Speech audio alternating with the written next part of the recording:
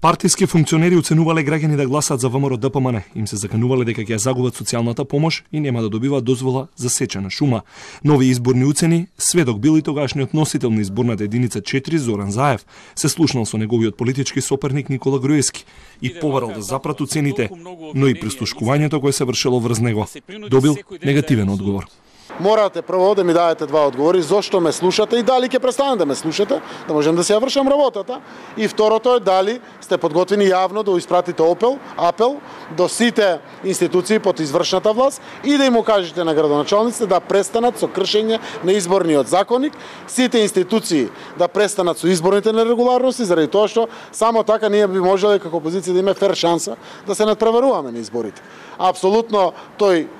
даде одговор, немам намера да давам одговор на ваквите прашања. Тој кажа дека УЈП, пазарна инспекција, финансиска полиција и други вршеле притисок пак врз правните субјекти за да докажат дека гласале за ВМРО ДПМН. На прашање на одбраната дали ги пријавиле наведените случаи, Заев одговори дека околу 150 пријави во тоа време ги доставиле до надлежните институции, ДИК, обвинителства, министерства, но како што рече, никој ниту постапил, ниту реагирал по однос на тие пријави. Освен поранешниот премиер Никола Груевски кој е во бегство, во Титаник, обвинети се Кирил Божиновски, Милена Киевски, Гордана Јанкуловска, Билјана Бришковска, Бошковски, Илија Димовски и 14 други поранешни партиски и владени функционери